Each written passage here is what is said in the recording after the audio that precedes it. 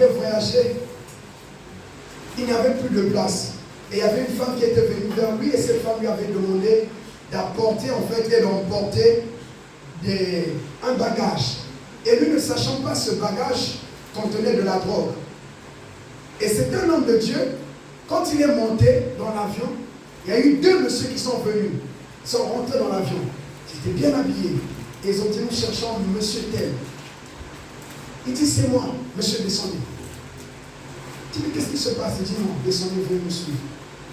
Et quand il est descendu, on lui dit, vous ne pouvez pas prendre cet avion, rentrer chez vous. Il était en colère, il était dans tous ses états. Et plus tard, il va s'avérer qu'on va découvrir à l'arrivée dans ce pays d'outre-mer que dans ce bagage que cette femme lui avait confié, et lui qui avait un bon cœur pour aider, il s'est rendu compte que sous ce bagage-là, dans ce bagage, il y avait de la drogue. Et Dieu a permis qu'il ne voyage pas pour l'empêcher la prison. Parce que s'il avait voyagé en emportant le bagage de cette femme, il ne saurait s'expliquer. Même si vous vous expliquez, ce n'est pas mon bagage, ce n'est pas de ma faute. On dira, c'est vous qui avez porté. Et Dieu, souvent, nous évite des malheurs, nous évite des combats, en créant des choses qui paraissent négatives dans un premier temps, mais qui sont très bonnes et parfaites pour le cheminement et pour l'avancée de notre vie.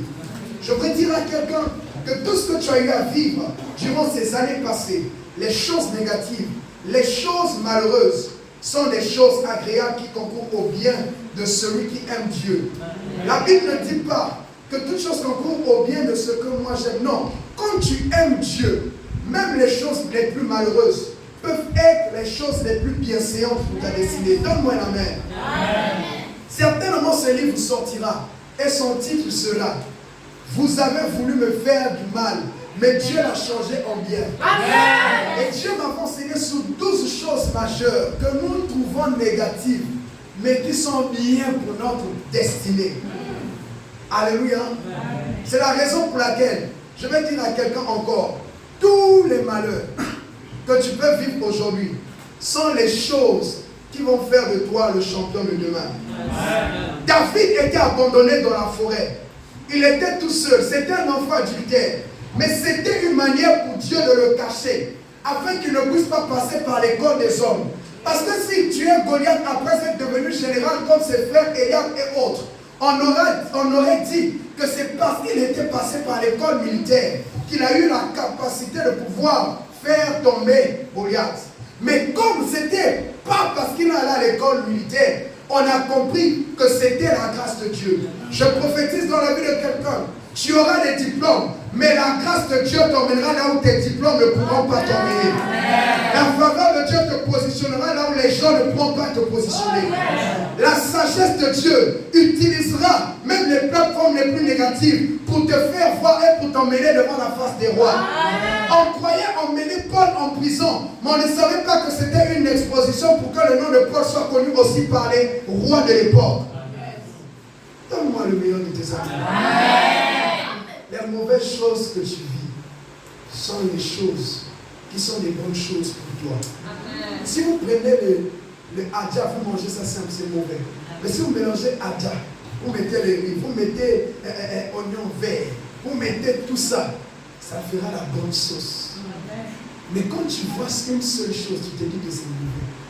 Voilà pourquoi je prie Dieu que tous les malheurs qui te sont arrivés jusqu'à aujourd'hui deviennent une bonne sauce. Amen. Alléluia. Amen. Je bénis Dieu pour votre vie. Et ce soir, par la grâce de Dieu, nous vous souhaitons encore la bienvenue à ce culte. Et nous savons que Dieu va vous faire du bien. Amen. Notre thème de cette année, c'est Zoé, la vie de l'esprit. Tu peux dire à ton voisin, Zoé, la vie de l'esprit. Zoé, la vie de l'esprit. Alors, Zoé est un mot grec qui veut simplement dire la vie de Dieu. Et nous avons lu dans Genèse 8, Genèse 2, le verset 8 au 15e, nous avons vu comment est-ce que nous avons défini que la vie de Dieu était simplement l'environnement dans lequel Dieu nous mettait.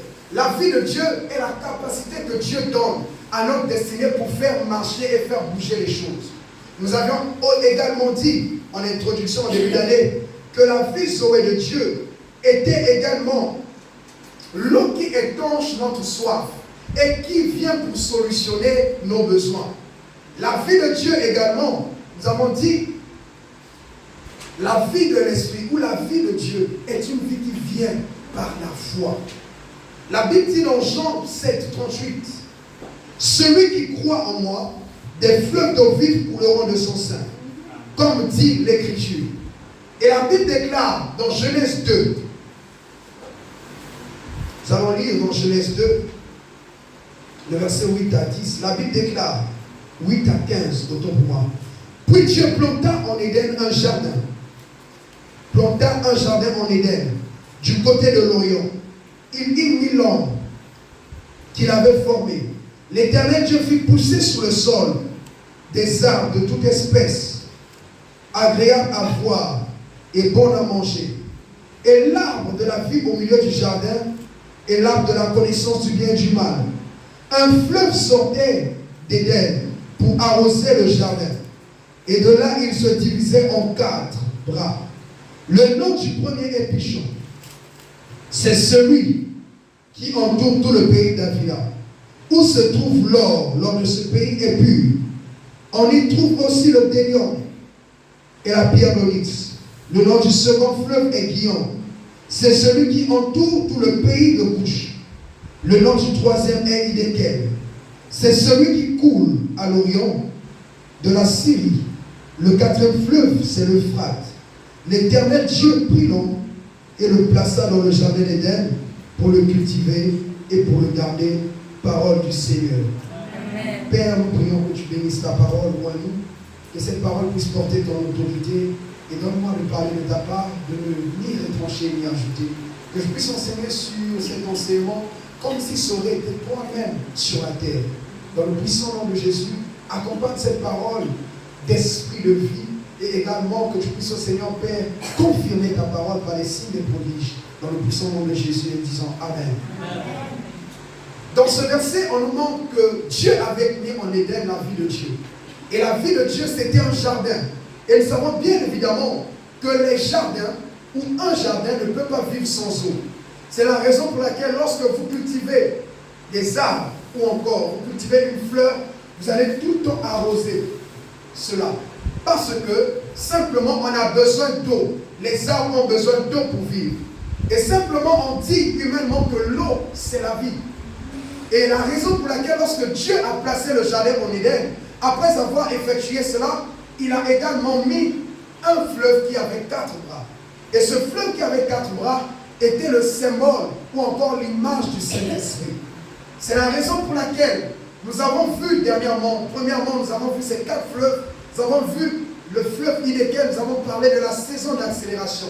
Et nous avions dit que nous ne pouvons pas vivre une saison d'accélération sans au préalable vivre premièrement déjà les épreuves. Les épreuves nous emmènent vers l'accélération. Et deuxièmement, nous avons aussi dit qu'il n'y a pas d'accélération sans connexion. Nous avons vu tout ce que Joseph a vécu, c'était pour le rapprocher de sa destinée. Voilà pourquoi j'ai dit que les épreuves que tu vis te ramènent à l'endroit de ta destinée.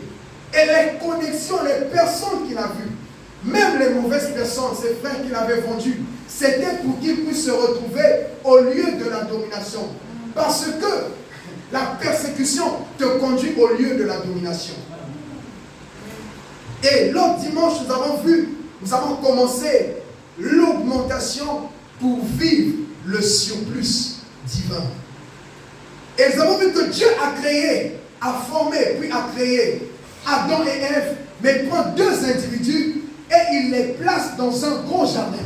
Un jardin extraordinaire. Normalement, s'il s'agissait, d'accord, je vais être sur place. Normalement, il fallait clairement que si c'est pour Adam, on va mettre un petit potager. Pourquoi on va mettre un jardin dans lequel il y a tous les arbres fruitiers? Pourquoi? On va prendre une seule personne, on va mettre tous les animaux, tout ça à sa disposition, lui et sa femme. Parce que Dieu nous a créés pour que nous puissions vivre dans l'abondance. Dieu n'a pas créé quelqu'un pour que cette personne croupisse dans la misère. Dieu n'a pas appelé quelqu'un au monde pour que cette personne vienne vivre une vie de malheur. Dieu est un Dieu d'épreuve et non un Dieu de souffrance. C'est la raison pour laquelle, lorsque Dieu t'éprouve, cette épreuve te conduira toujours à la gloire. Mais lorsque le diable te fait souffrir, cette souffrance t'emmène toujours à la sécheresse. Alléluia. Et Dieu a placé Adam et Ève dans un jardin où il y avait tout. Pourquoi? Parce qu'il fallait qu'ils puissent vivre dans le surplus. Lorsqu'un enfant a 5 ans, on lui donne le strict minimum. Mais lorsqu'il devient un adulte, il a une poche, ou encore il a une bourse, un salaire. Et au-delà de ses charges, il lui restera toujours de l'argent de poche. Et il peut avoir même de quoi faire des économies. C'est ce que nous appelons le surplus divin. Et le surplus divin, c'est ce qui reste. Malgré qu'on a tout, on a toujours cette abondance. Et ma prière pour toi, c'est que Dieu puisse t'accorder ces choses qui vont t'emmener à vivre le surplus divin. Importe les difficultés, les combats que tu vis, je déclare dans ta vie que tu vivras le surplus divin. Et nous avons vu, comme par cet exemple, qu'un enfant de 5 ans a une limitation, mais un adulte a un surplus. C'est ainsi que la Bible déclare dans le psaume 1, la Bible dit: heureux l'homme qui ne marche pas selon le conseil des méchants, qui ne s'arrête pas sur le chemin, sur la voie des moqueurs, et qui ne s'assied pas, compagnie. On répond. Heureux l'homme qui ne marche pas selon le conseil, qui ne s'arrête pas sur la voie des, et qui ne s'assied pas. Il est comme un arbre, mais qui... Je vous ai dit là. Mais qui trouve son plaisir dans la loi de l'Éternel, qui la médite jour et nuit. Ça veut dire. Après, il est comme tout ce qu'il fait. Et nous avons vu que l'homme est comme cet arbre. Donc si l'homme est comme un arbre planté près d'un courant d'eau, c'est-à-dire qu'il a besoin d'être planté quelque part, vivre une croissance qui va l'emmener à un surplus. Et Dieu permet que nous puissions croître dans tout ce que nous faisons pour vivre le paroxysme et la sommité ou encore la grandeur de ce à quoi Dieu nous a appelés. Donc, pour que tu puisses vivre le surplus divin, il faut que tu rentres dans une saison de croissance. Et ma prière, c'est que tu puisses croître dans tout ce que Dieu t'a donné de faire. Et la croissance se manifeste dans la capacité de gestion. Un enfant ne sait pas gérer, mais une personne mature et adulte sait gérer. Et je prie que Dieu nous fasse rentrer dans la maturité. Amen. Et nous avons continué en disant qu'il y avait plusieurs principes pour vivre le surplus divin. Je suis encore dans le rappel et dans les rappels. Amen. Est-ce que ceux qui n'étaient pas là, vous vous retrouvez? Amen. Et nous avons vu qu'il y a plusieurs principes. Le premier principe pour vivre le surplus divin, c'est l'amour. Le deuxième principe, c'est la considération de ce qu'on a. Lorsque vous considérez ce que Dieu vous a déjà donné, à ce moment-là, vous pouvez vivre le surplus. Parce que tant que vous n'avez pas réalisé ce que vous avez, vous ne pouvez pas multiplier cela. Le troisième principe, c'est la fidélité. Le quatrième principe, c'est quoi? La concentration ou le fait d'être focalisé sur Dieu et sur notre salut. La Bible dit: cherchez premièrement le royaume des cieux et le reste vous sera donné par-dessus. Donc lorsqu'on est focalisé sur Dieu, Dieu nous emmènera toujours à vivre le surplus divin. Et le cinquième principe, c'était le donner ou la libéralité. Et nous poursuivons pour ce soir. Le sixième principe de l'augmentation pour vivre le surplus. Parce que nous avions mis deux fondements. Le premier fondement, c'était que Dieu, c'est Dieu qui ajoute. On ne peut pas avoir un surplus si Dieu n'ajoute pas. Si quelqu'un a une année de plus, c'est Dieu qui lui a donné une année de plus. Donc on ne peut pas ajouter, ou on ne peut pas vivre l'augmentation si on n'est pas conscient que c'est Dieu qui donne. Deux, Dieu lui-même est la ressource, est la source autant pour nous de tout ce qui peut nous emmener au surplus. La Bible dit que c'est lui qui donne la semence au semeur, afin que vous soyez en toutes choses enrichis et que vous puissiez faire toutes sortes de libéralités. Donc c'est Dieu qui vous accorde tout ce qu'il faut pour que vous puissiez entrer et vivre l'augmentation pour manifester le surplus divin. Alors nous allons aller, c'est le 6e principe. On va se lever pour lire Proverbe 3, 1 à 2 et nous décollons pour ce soir. J'espère que j'ai pu rattraper tout le monde et que là, nous avons compris tout l'enseignement condensé. J'ai condensé 3 semaines comme ça. Amen. Proverbe 3, 1 à 2, je lis au nom du Seigneur. On va se lever pour honorer la parole de Dieu, s'il vous plaît. La Bible déclare, mon fils, n'oublie pas mes enseignements et que ton cœur garde mes préceptes, car ils prolongeront les jours et les années de ta vie et augmenteront ta paix. Amen. On peut s'asseoir.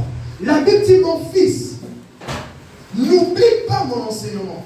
Écoutez, l'une des choses, la 6e des choses qui vous permet d'expérimenter l'augmentation qui conduit au surplus divin, c'est ce que nous appelons, bien aimé, l'enseignement ou la qualité des enseignements que nous recevons. La qualité des enseignements que nous recevons nous emmène à vivre un surplus. La Bible dit, garde mes enseignements.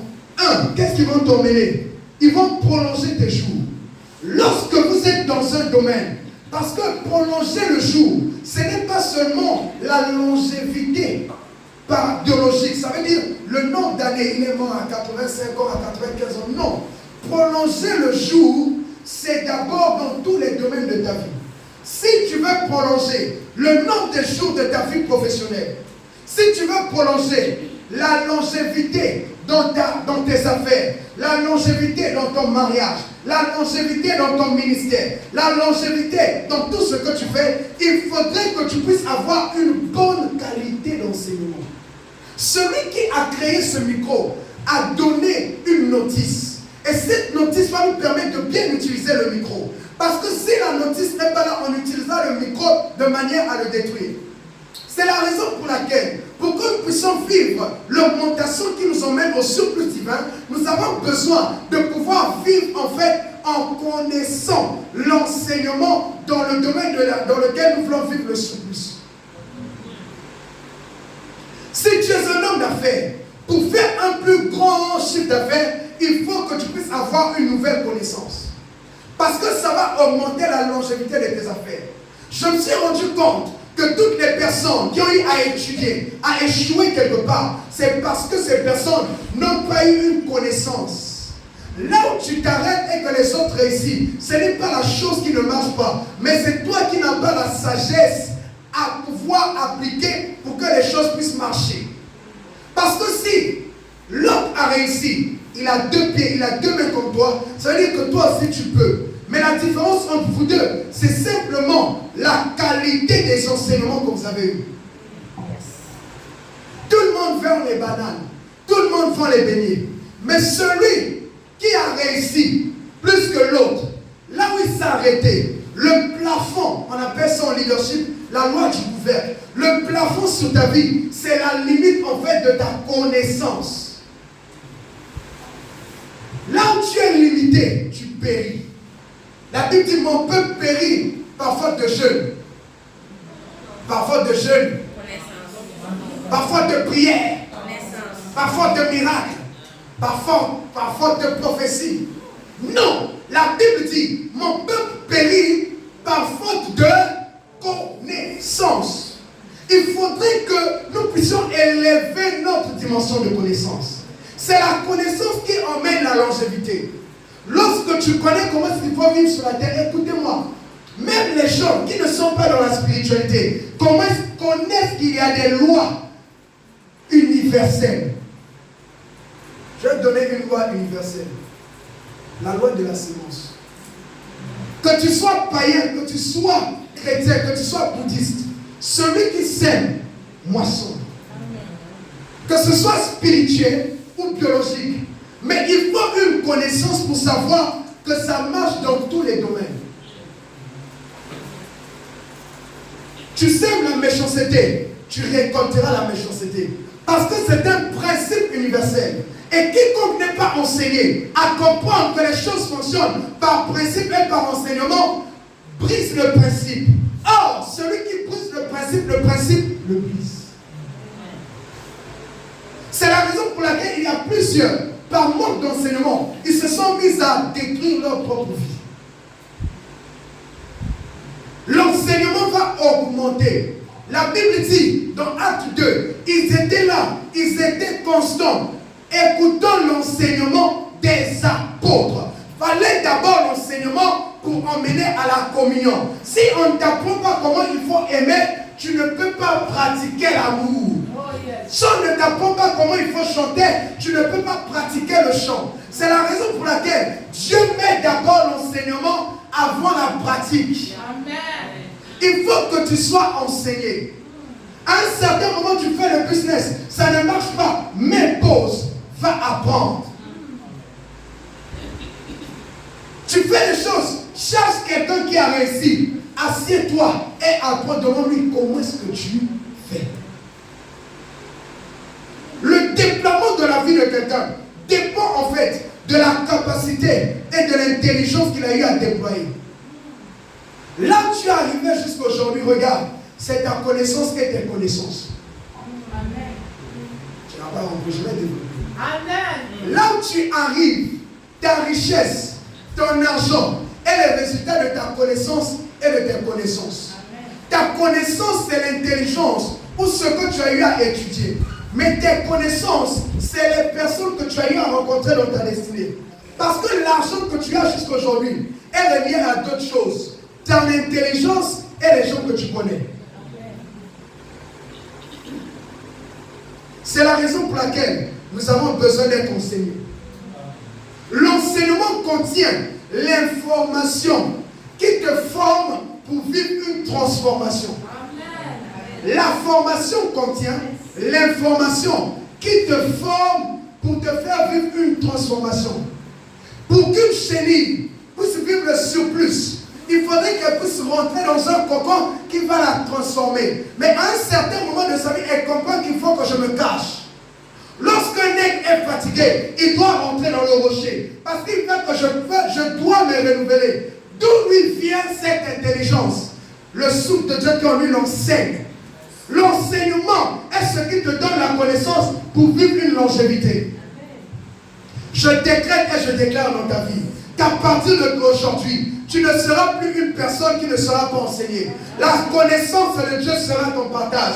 Partout où tu auras l'information, la formation qui t'emmène à la transformation pour vivre le surplus divin. Donne-moi un amen. Il y avait un homme dans une entreprise. Il gagnait peut-être 150 ou 300 000. Il allait suivre une formation. Après cette formation-là, le diplôme a donné un salaire d'1 million. Pour quitter d'un palier à un autre, il faut un enseignement. Oui, les gens disent souvent, ton onction a grandi. Ce n'est pas ton onction qui a grandi. C'est la connaissance de ton onction qui a grandi. Et plus tu connais comment l'onction fonctionne, plus l'onction travaille. Est-ce que je peux ouvrir quelque chose? La Bible nous dit qu'ils étaient dans les déserts. Mais comment les gens ont fait 40 ans dans le désert, ils n'ont jamais changé d'habillement? Parce que plus ils grandissaient, les chaussures grandissaient avec eux. Le manteau grandissait avec eux. Parce que lorsque Dieu te fait passer par un chemin, plus il t'élargit, plus tes capacités aussi s'élargissent. Le problème, ce n'est pas les capacités. Le problème, c'est que dans ta connaissance, tu dois grandir. Va dans la maturité. Ça va te donner la longévité. Ça va te donner la croissance. Lorsque quelqu'un grandit, on n'a pas besoin de forcer les choses. Lorsque quelqu'un est mature, même si on ne t'aime pas, on sait que tu es mature. Amen. Même si on ne t'accepte pas, on reconnaît que la personne a grandi. Amen. Ma prière, c'est que Dieu t'emmène à voir l'enseignement qu'il faut. Amen. 2 Chroniques 1, 10 à 13. La Bible déclare: Accorde-moi donc la sagesse de l'intelligence et de l'intelligence, afin que je sache me conduire à la tête de ce peuple. Car qui pourrait juger ton peuple, ce peuple si grand? Dieu dit à Salomon, puisque c'est à cela, c'est là ce qui est dans ton cœur, puisque tu me demandes ni des richesses, ni des biens, ni de la gloire, ni la mort de tes ennemis, ni même une longue vie, et que tu ne demandes pour toi que de la sagesse et de l'intelligence, afin de juger mon peuple sur lequel je t'ai fait régner, la sagesse et l'intelligence te sont accordées. Je te donnerai en outre des richesses, des biens et de la gloire, comme n'en a jamais eu aucun roi avant toi, et comme n'en aura aucun après toi. Salomon revint à Jérusalem, après avoir quitté le haut lieu qui était à Gabaon et la tente d'assignation, et il régna sur Israël, parole du Seigneur. Amen. La Bible nous dit, Salomon arrive au pouvoir, mais Salomon, parce que quand vous lisez dans le Proverbe, c'est Salomon qui a écrit. Salomon savait que dans la vie, pour vivre le surplus, il faut la capacité de gestion. Ne demande pas à Dieu plus d'argent. Demande à Dieu la capacité de gérer l'argent. Ne demande pas à Dieu un foyer. Demande à Dieu la capacité de gérer un foyer. Ne demande pas à Dieu des clients. Demande à Dieu la capacité de satisfaire tes clients. Parce que les clients viendront. Mais qui trouveront-ils ou quel type de service trouveront-ils lorsqu'ils arriveront? C'est la raison pour laquelle Salomon savait, j'ai besoin de l'intelligence et de la sagesse. L'intelligence, c'est la capacité de comprendre. Quand on dit que quelqu'un est intelligent à l'école, c'est parce qu'il répétait tout ce qu'on a appris. L'intelligence, c'est la compréhension. Mais quand on parle de ce qu'est de la sagesse est une connaissance appliquée pour résoudre un problème. C'est la raison pour laquelle Salomon dit, donne-moi l'intelligence et la sagesse. Il faut que je comprenne, moi aussi, que j'ai la capacité de résoudre. Tout enseignement qui ne t'emmène pas à comprendre et à résoudre des problèmes ne t'emmènera pas dans le processus du surplus divin. C'est la raison pour laquelle il faut que nous puissions nous évertuer à demander à Dieu, Père, accorde-moi la capacité, l'intelligence de comprendre et la capacité de régler les problèmes. Et quand il a demandé ça à Dieu, il a dit, toi, tu es sage. Je vais te donner l'intelligence, la sagesse, mais aussi ce que je te donne. Personne avant toi ne l'a eu et personne après toi ne l'aura. Pourquoi? Parce qu'il a su demander à Dieu la sagesse. La sagesse. La sagesse. Il avait besoin de la sagesse. La sagesse, c'est la connaissance appliquée pour régler les problèmes. Mais ce n'était pas une sagesse qu'on apprend à l'école. Toute école t'apprend une sagesse. La comptabilité a une sagesse. L'informatique a une sagesse. La théologie a une sagesse. Mais Dieu aussi a sa sagesse. Et il demandait l'omnisagesse de Dieu pour régler tous les problèmes. Et regardez le problème qui va arriver devant lui. Deux femmes, une femme, l'enfant meurt, l'autre, l'enfant est vivant. Et on lui dit, pour régler ce problème, il dit, prenez l'épée, coupez l'enfant d'eux. On va dire, mais c'est absurde. Mais parce qu'il avait l'intelligence et la sagesse, ça l'emmenait à voir l'enseignement pour gérer. Et ça l'emmenait dans le surplus divin. Je prie le Seigneur que Dieu puisse t'accorder l'intelligence et la sagesse pour que Dieu t'accorde les richesses.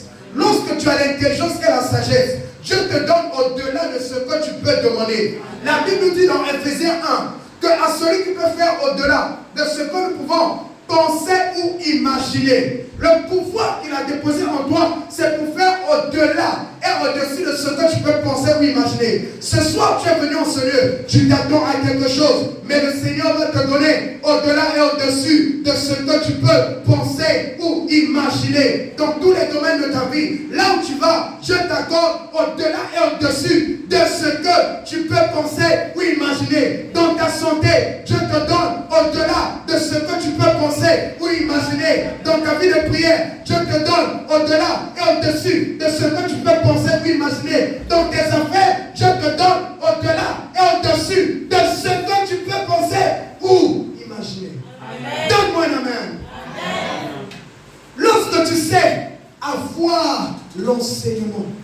Il a été enseigné que dans un domaine, pour gérer ce domaine, il faut demander à Dieu la capacité de gestion. Et il a coulé sur cet enseignement. Et il a dit, donne-moi la sagesse et l'intelligence pour gérer.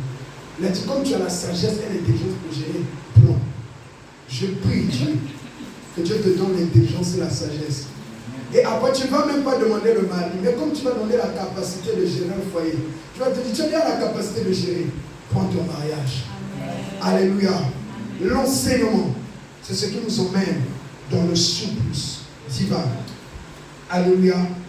Est-ce que quelqu'un est avec moi ce soir? Amen. Le 7e principe de l'augmentation pour vivre le surplus divin, c'est la prière de souvenir. Dis la prière de souvenir. La prière de souvenir. Dis à ton voisin encore la prière de souvenir. Écoutez-moi, la prière de souvenir, c'est quoi la prière de souvenir? 2 Rois 25 à 6. 2 Rois 25 à 6, mais aussi Ésaïe 38, 5. Je lis au nom du Seigneur dans 2 Rois 25 à 6. Ésaïe 38, 5 aussi. C'est la même histoire. Amen. Retourne et dis à Ézéchias, chef de mon peuple, ainsi parle l'Éternel, le Dieu de David, ton père. J'ai entendu ta prière, j'ai vu tes larmes. Voici ce que je te guérirai le 3e jour. Tu monteras à la maison de l'Éternel. J'ajouterai à tes jours. Est-ce que tu peux dire j'ajouterai à tes jours? 15 années. Yes. Je te délivrerai toi et cette ville de la main du roi d'Assyrie. Je protégerai cette ville à cause de moi, à cause de David mon serviteur. Amen. La Bible dit que Ézéchias était malade. Le roi Ézéchias était dans une phase où il était malade, il était alité. Et Dieu va envoyer le prophète Ésaïe. Ésaïe va arriver et va lui dire, écoute, Dieu m'a dit de te dire que tu vas mourir. Prépare ta maison. Alors, il va se tourner, il va partir. Et qu'est-ce que le roi va faire? Le roi ne va pas courir après le prophète. Il va se tourner contre son mur. Et en se tournant vers son mur, il va couler des larmes. Il va dire, Seigneur, souviens-toi. Lorsqu'on vit certaines difficultés et qu'on voit qu'on est au bout, on a besoin de la prière de souvenir. On peut faire les jeûnes et prières. On peut faire des veillées de prière. On peut gêner longtemps. On peut faire 15 heures de prière.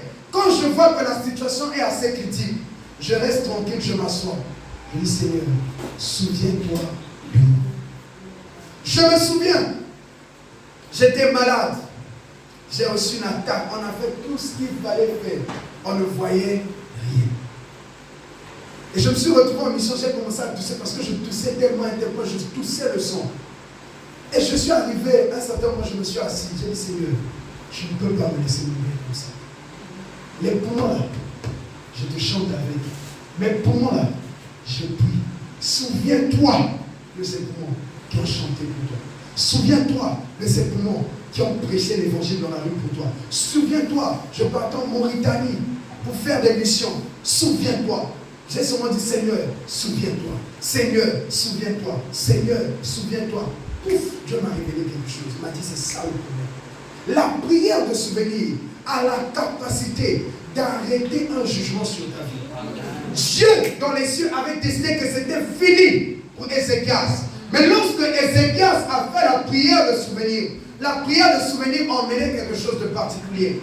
Ézéchias a dit, Seigneur, souviens-toi, j'ai construit ta maison. J'ai bâti des hôtels dans ta maison. J'ai fait des choses pour toi. J'ai fait ceci pour toi. J'étais là. J'ai enlevé les hauts lieux. Je me suis opposé au faux Dieu. J'ai construit des choses. Mais pourquoi vas-tu me laisser dans ces choses vivre ce combat? Et Dieu va lui dire, je ne te laisserai pas ainsi. De la même manière que Dieu avait annoncé au prophète qu'il devait mourir, Dieu est allé annoncer au même prophète. Écoute-moi, Dieu dit les choses, elles arrivent.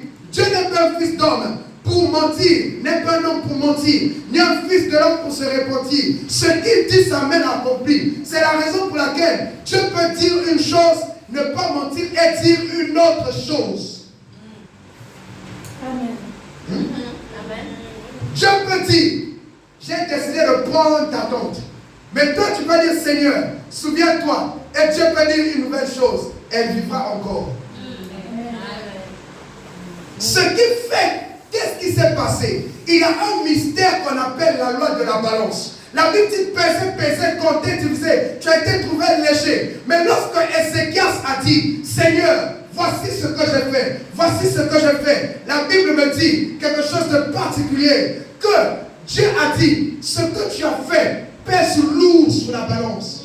Nous devons faire des choses qui pèsent lourd sur la balance de Dieu. Lorsque tu pries, lorsque tu viens à la prière, tu investis, tu sers Dieu, tu fais des sacrifices, tu peux faire une prière de souvenir. Lorsque tout ne va pas bien, tu veux que Dieu puisse ajouter, fais la prière de souvenir. Si on t'a dit que ta tante est en phase terminale, fais la prière de souvenir. On te dit qu'il y a les kystes, qu'il y a les myomes, qu'il y a l'endométriose. Fais la prière de souvenir. Amen.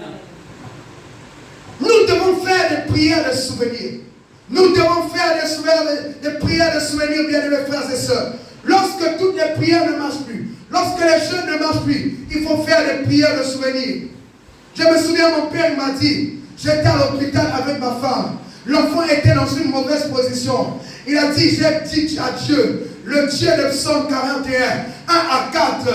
On lui a dit, on te donne, on doit opérer ta femme. Il a dit, en Europe là-bas, nous sommes, on opère la femme une seule fois. Après, si on fait une deuxième, c'est fini. Déjà qu'on fait une fois, ça veut dire que la prochaine fois, c'est ça. Il a dit, Seigneur, souviens-toi de moi. Je m'occupe des veuves. Je m'occupe. Il a fait 5 minutes. Il avait prié toute la nuit. Ça n'a pas marché.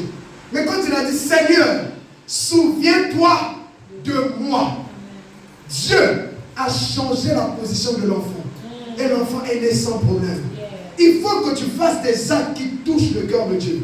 On fait la prière de souvenir en se basant sur les actes qu'on pose pour Dieu. Vous savez, je ne peux pas manquer dans ma vie de l'argent. Parce qu'il y a des personnes qui ne sont pas de ma lignée familiale, qui ne sont pas de ma lignée physique. Je n'en parle pas qu'aujourd'hui, mais depuis des années, je m'occupe des orphelins, je m'occupe des gens qui viennent dans ce pays. Je paye les études des gens. Moi-même, je n'ai pas encore fini, je paye. Est-ce que quelqu'un comme ça, tu vas aller l'attaquer, tu vas gagner? La prière de souvenir a la capacité de donner la longévité, maman. Maman Maria, la prière de souvenir a la capacité d'élargir. Là où le diable peut limiter, Dieu peut élargir. Parce qu'il y a une prière de souvenir. Écoutez-moi, il y avait 2 personnes à la croix. Il y avait 2 voleurs autour de Jésus. Il y avait l'un, la Bible dit, vous allez lire dans les 4 évangiles différents. Au départ, c'était les 2 qui critiquaient. Mais après un certain moment, l'un s'est ressaisi. Il a dit, fais attention. Le gars là, nous quand même on a volé. Mais lui, il n'a rien fait. Qu'est-ce que ce type avait fait pour Jésus? Il a juste défendu Jésus en moins de 5 minutes. Et il a dit, souviens-toi de moi. Le gars est rentré au paradis. Amen. Il y a eu un surplus divin. Amen. Avant toi et moi, avant les apôtres, Dieu lui a dit, aujourd'hui même, quand tu seras avec moi. Amen. La prière de souvenir a la capacité même de faire oublier un péché à Dieu. On est dans le Nouveau Testament, pas dans l'Ancien. Lorsque tu veux vivre un surplus, fais des prières de souvenir. Et fais des choses qui marquent Dieu. Il y a des choses que je fais sciemment. Je vide mes poches. Je vide mon web, j'envoie quelqu'un. Moi-même, je sais que je n'ai plus rien. Je provoque Dieu. J'enlève, je donne. J'enlève, je donne. Avant, la femme me regarde et me dit, tu sais qu'on a pas de quoi, c'est des passages.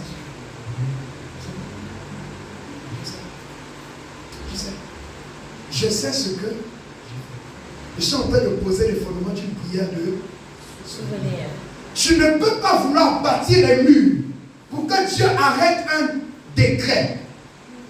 Si tu ne sais pas faire des prières de souvenir, fais des choses. Si tu ne sais pas poser des actes de souvenir. Parce qu'il y a un livre au ciel. Il y a le livre de vie et le livre de souvenir. Et lorsque tu fais quelque chose, est-ce que je peux parler à quelqu'un? Lorsque tu fais quelque chose, Dieu ouvre le livre de souvenirs. Il dit, allez se souvenir personnes. La Bible nous dit, Mardochée avait sauvé le roi, mais on avait oublié cela. Il n'y avait plus personne qui se souvenait que Mardochée avait sauvé le roi d'un complot, d'un empoisonnement. On l'a oublié, on l'a délaissé. Certainement, tu as fait du bien à quelqu'un. On t'a oublié. Mais je veux te dire que Dieu n'a pas oublié les bienfaits que tu as eu à faire à cette personne. Dieu n'a pas oublié. Et Dieu va tourmenter. Vous savez, il y a des actes qui tourmentent Dieu en notre faveur. Dieu lui-même est allé toucher un roi païen la nuit. Monsieur, réveille-toi. Monsieur, réveille-toi. Et il se réveille. Je suis sûr que Dieu avait envoyé un ange pour souffler à son esprit. Est-ce que tu te souviens de Mardochée? Dieu va envoyer un ange parler à l'esprit de quelqu'un. Lui dire, souviens-toi. Vous savez, avec la vie de prière, j'ai eu à rencontrer des anges de prière. Il y a des anges qui nous aident à prier. Voilà pourquoi l'ange qui est venu quand Jésus lui a dit, fortifie-toi, prie encore. Les anges intercesseurs. Les anges intercesseurs peuvent prier pour toi même quand tu es fatigué. Ce sont eux qui ont la capacité de changer les soupirs ou encore les inquiétudes, tes pensées, les porter vers Dieu. Et Dieu les envoie aller parler à des gens dans les rêves pour se souvenir de toi. Je prie Dieu, toute cette semaine j'étais très pensif. J'étais très pensive que les anges d'intercession emmènent tes sujets vers Dieu et que Dieu puisse parler au roi au nom de Jésus-Christ. La prière de souvenir. Lève ta main avec moi. Dis Seigneur Jésus, souviens-toi de moi. Souviens-toi de mes offrandes. Souviens-toi de mes sacrifices. Souviens-toi de mes prières. Souviens-toi de mes bonnes œuvres. Et fais-moi du bien. Au nom de Jésus. La Bible dit, Dieu a dit au prophète, va lui dire que j'ajoute 15 années. Ce soir, tu pourras faire des prières de souvenir. Et Dieu ajoutera à ta destinée. Amen. Je vais vous donner des secrets des prières de souvenir. Est-ce que je peux dire? Amen. Vous savez, même quand quelqu'un fait un business, je prends mon argent, je donne. Je sème dans le business. Le jour où je n'ai pas de marché, je dis Seigneur, souviens-toi, je m'occupe des projets des gens. Alléluia. Amen. 8e principe. Huitième principe de l'augmentation pour vivre le surplus divin, c'est l'humilité. C'est l'humilité. Dis à ton voisin l'humilité. Dis à ton voisin l'humilité. Écoutez-moi. La Bible déclare dans Daniel 4, 36 à 37. En ce temps, la raison me revint. La gloire de mon royaume, ma magnificence, ma splendeur me furent rendus. Mes conseillers et mes grands me redemandèrent. Je fus rétabli dans mon royaume et ma puissance ne fit que s'accroître.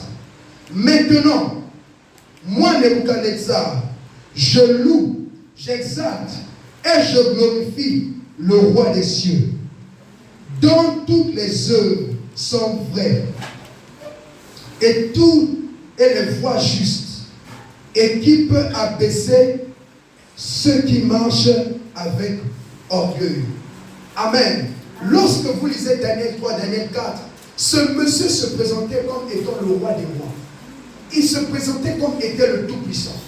Lorsque vous voulez vivre le surplus, ma soeur, regarde-moi pendant longtemps. Hein? D'accord? Suis-moi attentivement. Tu as faim? Hein? Oui, Dieu te sort des eaux. Amen. Regarde-moi. Pendant que je me regarde, je vais te bénir. Amen. Là, sinon, on va partir. On va partir. Amen. Suis-moi. Je sais que tu as très froid. Depuis tout à l'heure, mais regarde-moi. Ne sois pas distrait. Regarde-moi. Attends de Dieu quelque chose par moi. Plus tu vas me regarder, plus tu vas guérir. Lorsque vous voulez monter dans une dimension, être augmenté, il faut s'abaisser. Et ce monsieur, il disait, moi, je suis roi au-dessus de tous les rois. Il oubliait qu'il y a quelqu'un qui gouverne et qui siège sur tous les trônes de la terre. Plusieurs personnes, lorsqu'elles arrivent à un poste, elles méprisent les autres. Lorsqu'elles arrivent dans une grandeur, elles méprisent les autres. Écoutez-moi, le poste où tu es arrivé, il y avait quelqu'un là-bas avant toi. L'argent et la voiture que tu as aujourd'hui, il y a des gens qui ont roulé ça avant toi. La preuve en est, voiture 2022 là, ça arrive au Sénégal parfois en 2024. Il y a quelqu'un qui a roulé ça avant toi. Donc ça veut dire que tout ce que nous touchons, il y a quelqu'un qui a touché ça avant nous. Il y a eu des gens plus beaux que toi, il y aura des personnes plus belles que toi.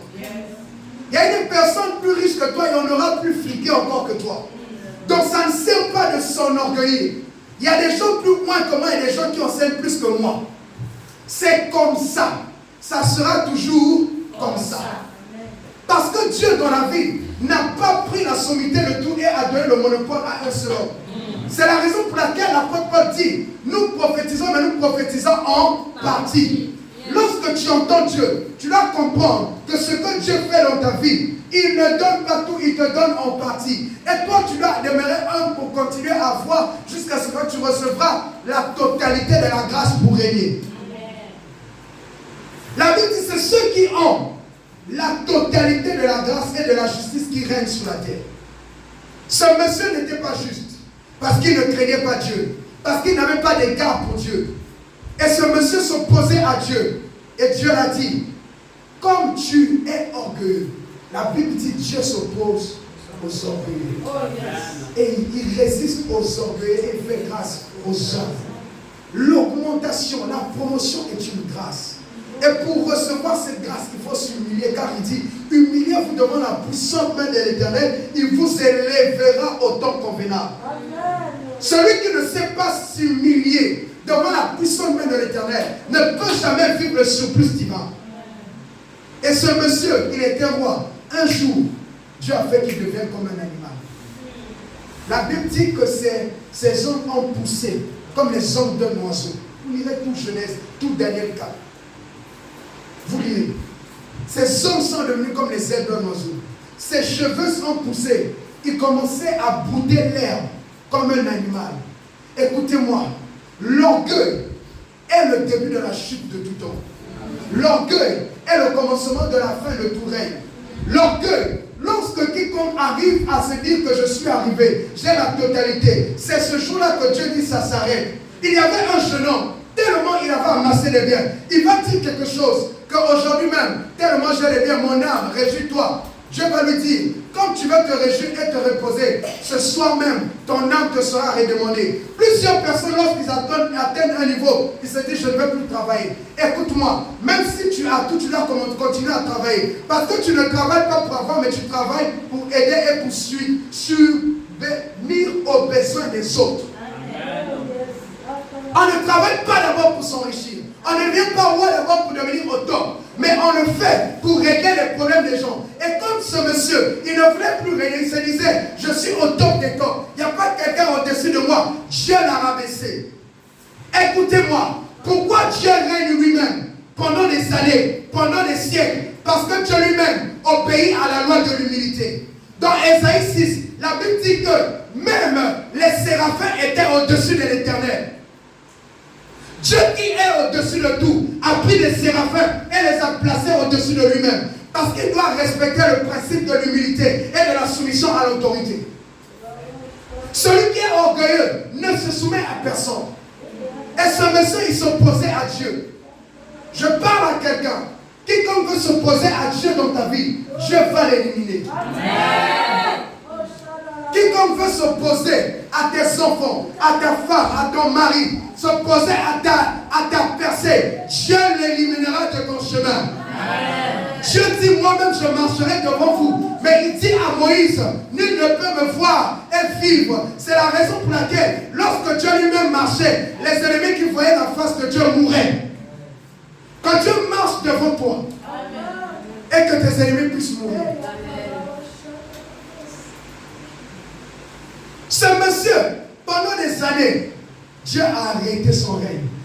Mais qu'est-ce qui a fait le surplus? La Bible dit qu'il s'est humilié. Et quand il s'est humilié, Dieu a fait quelque chose. Dieu l'a ramené à la raison. Il était fou, mais Dieu l'a ramené à la raison. Imaginez-vous, un pays qui va rester pendant des années sans roi. Et Dieu a voulu l'enseigner. Et il dit, moi je comprenais que Dieu est le Dieu des dieux et qui s'oppose à ceux qui marchent avec orgueil. Mais il a dit, après lui-même, il a dit que Dieu m'a ramené et j'ai commencé à le louer. Si tu veux que Dieu puisse ajouter l'onction, puisse ajouter la grâce, puisse ajouter les finances, même quand tu deviendras milliardaire, humilie-toi. Même quand tu seras au sommet, humilie-toi. Même quand tu arriveras quelque part, sois humble. Car Dieu, il ne s'oppose pas aux humbles, mais il s'oppose aux orgueilleux. L'humilité. Si tu veux plus, tu dois devoir descendre plus bas. Les plus grands immeubles, les plus grandes maisons, sont les maisons en fait, les gratte-ciels, sont les maisons qui sont plus encastrées dans le sol. Plus Dieu veut t'élever, plus Dieu veut ajouter dans ta vie, plus tu dois t'humilier. C'est la raison pour laquelle, lorsque vous rencontrez des hommes qui atteignent le sommet, qui atteignent le paroxysme, vous serez tellement émerveillés par la qualité de leur humilité et leur simplicité. Je prie que Dieu nous donne l'humilité pour vivre le surplus. Que Dieu nous donne l'humilité pour vivre le surplus. Que Dieu nous donne l'humilité pour vivre le surplus. Lorsque tu te suffis, tu ne peux pas avoir. Il y a plusieurs personnes, le Saint-Esprit me dit, qu'on n'arrive pas à vous donner parce que vous dites que moi j'en ai déjà assez. Je ne peux pas recevoir de quelqu'un. Je suis gêné quand on s'occupe de moi, c'est de l'orgueil. Je suis gêné. Pourquoi moi je dois prendre les enfants? Je n'ai pas besoin de ça. C'est de l'orgueil. Parce que Dieu lui-même qui est le détenteur de l'or et de l'argent reçoit tes 500 francs. Il fait preuve d'humilité. Apprends à recevoir pour vivre le surplus. Pourquoi il me donne seulement 500, il devait me donner 500 000. Avant de recevoir 500 000, il faut que tu sois humble pour recevoir 500 francs. Et ton humilité en recevant 500 francs et la gratitude, l'action de grâce que tu feras, donnera à Dieu de faire en sorte que tu reçoives les 5 millions. Yes. Amen. L'humilité emmène à recevoir le surplus. J'ai tellement de choses à vous dire. Abigail, cette femme, elle était mariée à un fou. Mais ce fou-là, Dieu a arrêté sa vie parce qu'il était orgueilleux. Mais cette femme, dans sa sagesse, est allée s'humilier devant David. Et David, quand il va arriver dans la royauté, il va l'épouser. Cette femme va vivre une gloire à laquelle elle n'a pas beaucoup souffert. Pourquoi? Parce qu'elle a su être humble.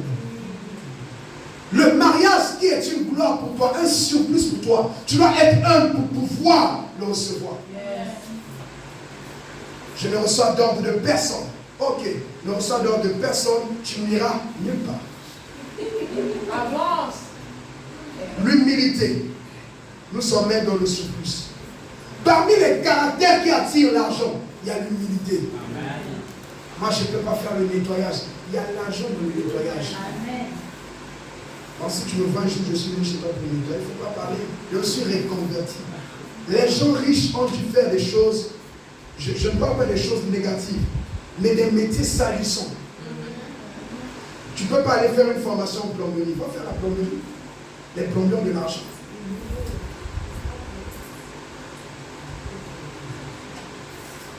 Est-ce que je peux acclamer aussi?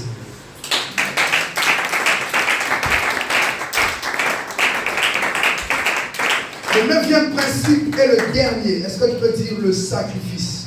Le sacrifice. Est-ce que tu peux dire le sacrifice? Le sacrifice. Est-ce que quelqu'un est béni ce soir? Amen. Le 9e principe, c'est le principe du sacrifice. Jean 10, 10 à 11 dit ceci. Le voleur ne vient que pour dérober, égorger et détruire. Moi je suis venu afin que les brebis aient la vie et qu'elles soient dans l'abondance. Verset 11. Je suis le bon berger qui donne sa vie pour ses brebis. 1 Jean 3, 16, version français courant. Je lis et je dicte. 1 Jean 3, 16, version français courant. De la même manière que Christ s'est sacrifié pour nous, il faudrait que nous aussi puissions nous sacrifier pour les frères. Version 8 second dit, nous avons connu l'amour dans le sacrifice de Christ. Alléluia. Et la Bible dit que moi je suis venu pour que mes brebis aient la vie en abondance. Mais pour qu'elles aient cette vie en abondance, il faille que moi je me sacrifie. Celui qui veut vivre le surplus doit faire un sacrifice.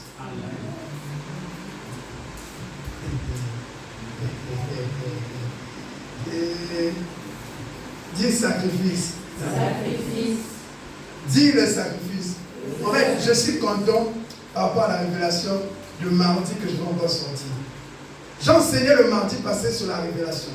Pendant la fin des 30 jours de jeûne et prière. Sur le sacrifice. Dis le sacrifice. Le sacrifice. Écoutez-moi.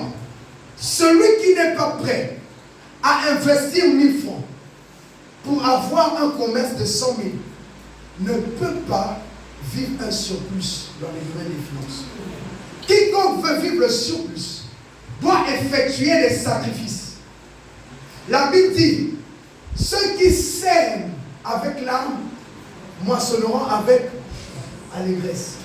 Donc si tu ne sais pas sacrifier une semence avec l'âme, tu ne peux pas récolter avec allégresse. Il y a plusieurs personnes, vous les avez rencontrées à la 9e année, à la 10e année de leur business, et ils ont l'opportunité pour briller. Et vous dites que c'était facile. Ils se sont sacrifiés des années pour atteindre la capacité de résoudre le problème en un seul jour. Le sacrifice est large. Il y a des sacrifices financiers. Il y a des sacrifices spirituels. J'ai fait quasiment 2-3 ans que je finis 40 jours, 21 jours, 60 jours, 15 jours, 7 jours, 3 jours à sec, chaque mois, 3 jours à sec, 3 jours à sec, 3 jours à eau, 3 jours à eau, 3 jours thé. Le sacrifice. Et quand vous allez voir la période où Dieu ouvre les ventes pour la personne, non, c'était facile. Vous ne savez pas, ce que l'on voit sortir de terre n'est que la partie visible de l'iceberg, comme aime dire Maman Joy. Et c'est la partie visible de l'iceberg. Mais le travail qui se fait derrière, c'est un travail, excusez-moi du terme, monstrueux, un travail difficile. Le sacrifice. Est-ce que tu te sacrifies pour ton travail? Tu es béni par ce message. Mais est-ce que tu connais les sacrifices pour que ce message vienne te bénir?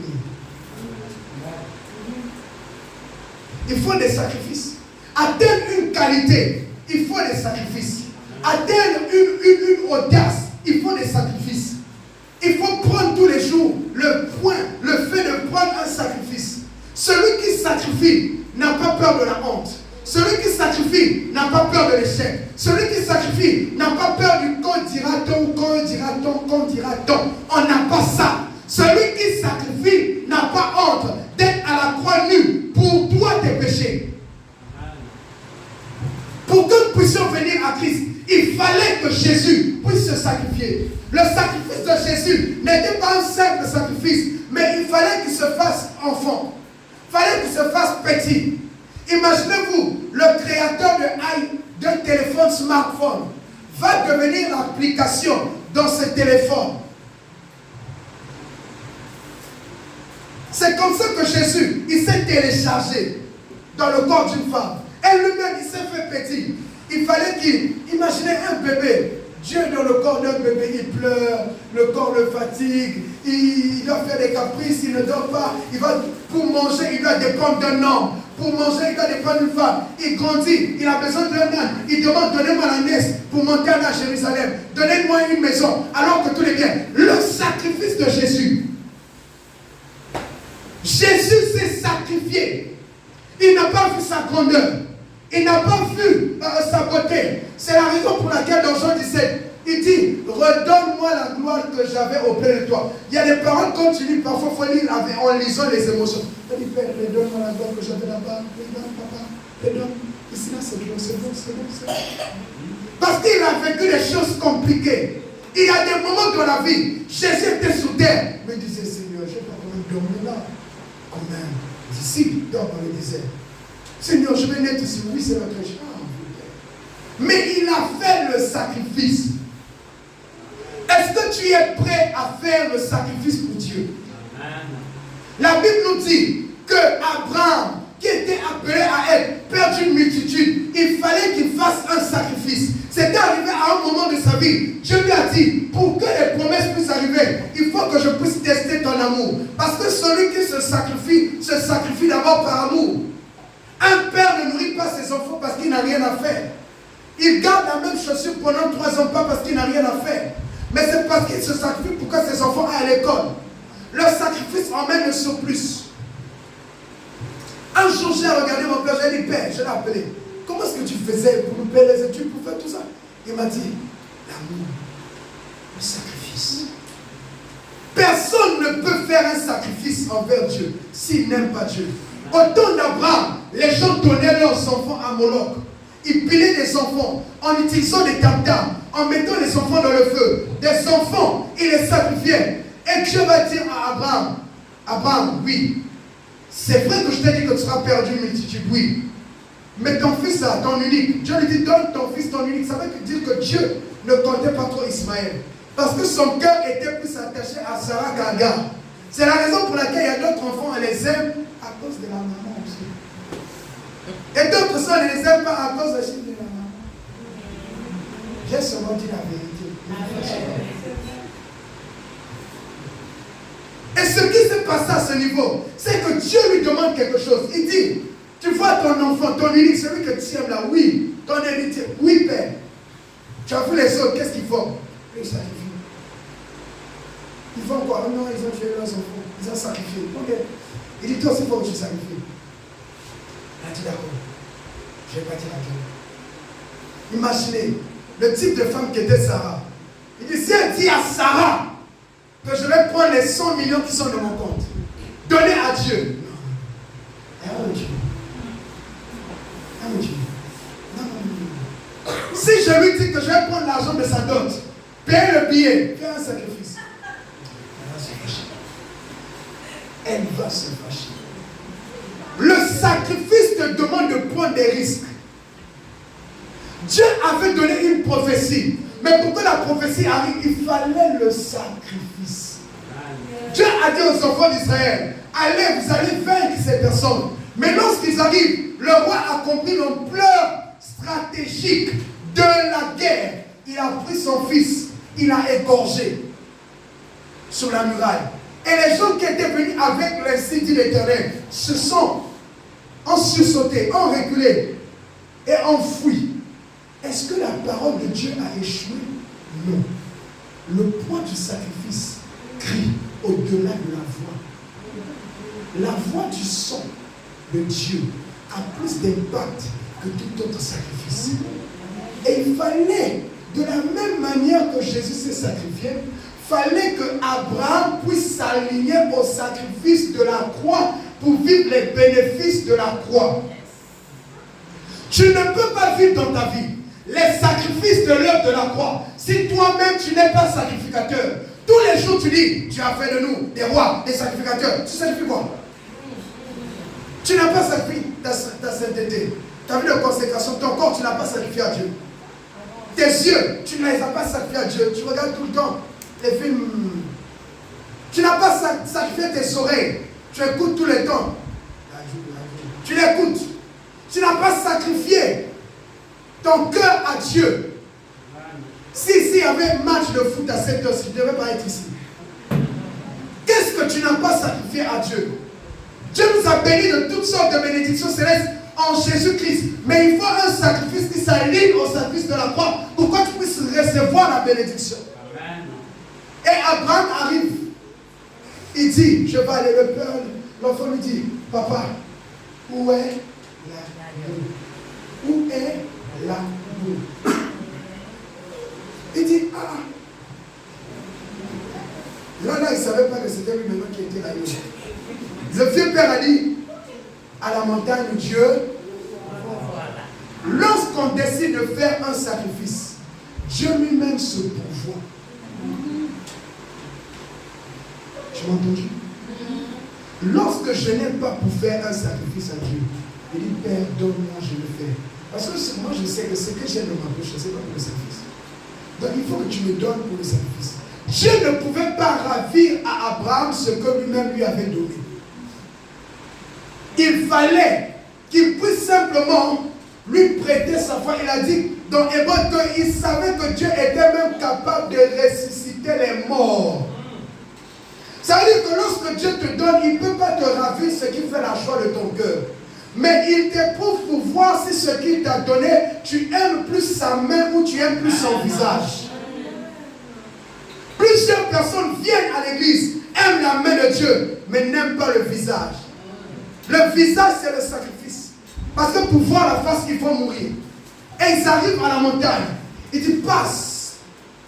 Il a pris le couteau, venez l'égorger.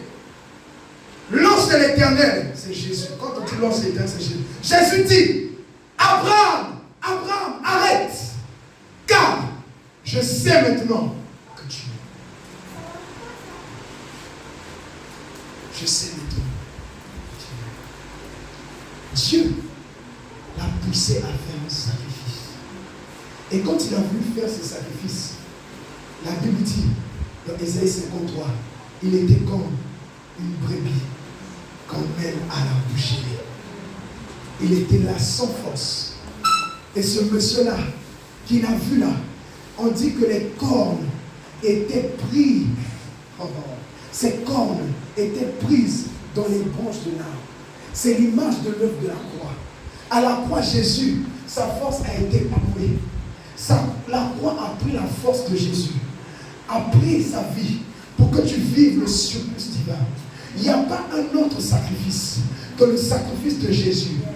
Ici, là, si tu vois un homme de Dieu te demande, emmène-moi ton sang, comme j'ai entendu un prophète a donné quelqu'un, emmène ton sang. Nous ne sommes pas des médecins pour prendre ton sang, pour emmener dans un cabinet médical, je ne sais pas, pour aller voir. C'est quoi cette sorcellerie ecclésiastique ou évangélique où on dit, emmène ton sang? Le prophète n'est pas docteur. Va à la clinique, va donner ton sang à la clinique. On ne fait pas de don de sang à l'église. L'unique don de sang à l'église, c'est le sang de Jésus-Christ de Nazareth. Arrêtez de suivre tout ça. Le manque d'enseignement fait que les gens cherchent. Non, il faut le sang de la croix. Cette année, ton sacrifice doit s'aligner simplement au sacrifice de la croix. En fait, lorsque tu sacrifies à Dieu, tu es simplement en train de montrer que je considère que l'agneau de Dieu a été sacrifié avant la fondation du monde. Écoute-moi, le sacrifice de la croix te donne de vivre toutes les bénédictions, mais le sacrifice de ton corps, Romains 12, monte, et le sacrifice de tout ce qui est à toi te pousse à vivre toutes ces bénédictions-là sur la terre. C'est la raison pour laquelle nous faisons des sacrifices à Dieu. Écoute-moi, en ce jour, je ne sais pas ce par quoi tu vis, mais bien aimé, pour vivre le surplus divin, il faut que tu fasses un sacrifice. Je ne sais pas quel est le sacrifice que tu vas faire. Tu peux sacrifier ton corps à Dieu, te consacrer à la sanctification. Le sacrifice que Dieu peut me demander n'importe quel sacrifice. Moi, Dieu peut me demander, petit, ne sors pas pendant 15 jours. Moi, il sait que quand tu travailles, tu vas sortir. Tu n'as pas les mêmes sacrifices à faire que ton voisin. Le sacrifice est personnel. La Bible dit, Dieu a envoyé Élie près d'une veuve. La veuve a dit, il ne me reste que ce que j'ai là, je vais manger avec mon enfant, puis je vais mourir. En réalité, la vraie mort, c'est quand tu te sacrifies pour faire la volonté de Dieu. Parce que la Bible dit que Abraham considérait déjà Isaac comme étant mort. Et lorsqu'il a demandé le sacrifice, il dit à cette femme, donne ce que tu as. Et quand elle a donné, elle voulait manger et mourir, mais quand elle a sacrifié, elle n'est plus jamais morte de faim. Parce que tu te consacres à Dieu, parce que tu te donnes à Dieu, le surplus sera toujours dans ta maison. Le surplus sera toujours dans ta maison. Que l'Éternel bénisse sa parole. Amen. Merci de nous avoir